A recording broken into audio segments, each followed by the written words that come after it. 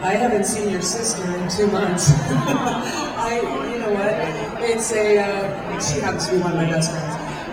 It's very difficult because I'm in the gym 9 hours a week. I'm either with the trainer, on a track, or in the pool 9 hours a week. And my boyfriend lives and works in Fort McMurray, and that's the saving grace, because if he was here, I wouldn't have the time. He knows that, and I've said it to him. So. But it's difficult, but I start early.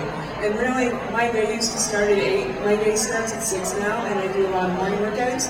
And on the weekends, and this is key, because 4 of my hours are on the weekends, I actually don't sleep in. I get up, and then this morning I did 2.5 hours in the gym.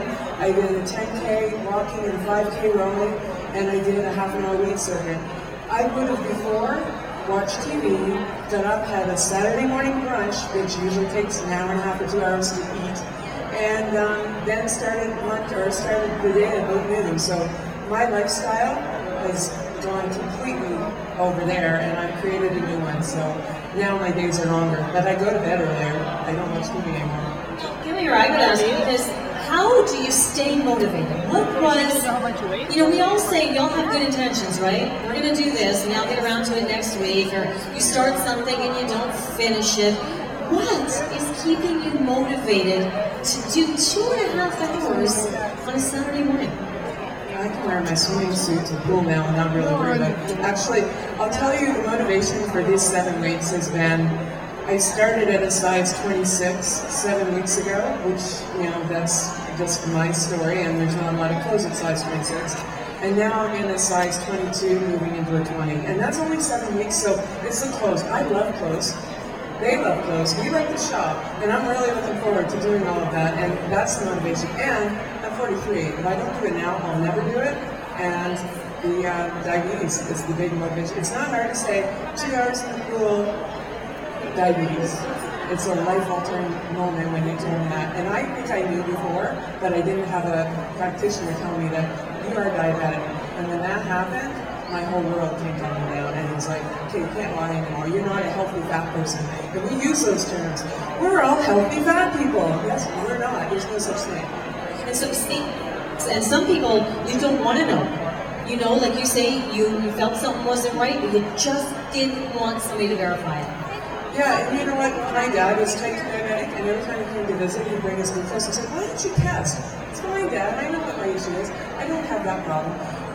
Over here, I think Shoppers Drug is doing tests in it. London Drugs. London Drugs is doing this test over here. I really encourage absolutely every person to go and do this, because if you don't and you're diabetic, you're taking years off your life. And I know that personally, because of what happened for me and what I'm able to change now. So I do this, it's important, and it takes 5 minutes or the line, whatever it is, but it's time that you'll get back on the other end when you start addressing those issues. What is your ultimate size, quickly? What do you envision? I don't want to have to go to a big people store anymore, so probably a size 14. I'd like to be 190, so. Good for you, still very healthy. Excellent. Any other questions? This is your chance to ask what they've done if you're going through a plan. Do you have any questions for each other? Robin, do you have any questions? Anything? Do you guys have any questions for Robin? She's been through this. It's your chance to chat with her. Any struggles? She's your person. She's the one. Oh, you have a question. To Robin, what were your struggles? What were your struggles? Come on up, Robin. What were your biggest struggles? You. Your daughter. Probably wanting all the sweets or whatnot. Mom, I want this. But, having a daughter who, obviously is going to be physically fit, and you are a mentor to her, that was important to you. Yeah, no, it was just life in general. Everybody can make excuses, like I run 4 nights a week around for her activities, never taking the time in the past to, I'd sit and watch her do her physical activity 4 nights a week, and I wouldn't do anything, so. I mean, it's just trying to balance life, school, 2 jobs, and a child on my own. It's a struggle. But that's why I like where I work now, because there's a gym, so I can go to lunch. But seriously, if I wouldn't go at lunch, I don't know if I would still even be keeping up with the exercise. Well, it's funny because when Robin joined our competition last year, she kept saying she was going to win it. And we kept saying, oh wow, she's pretty confident.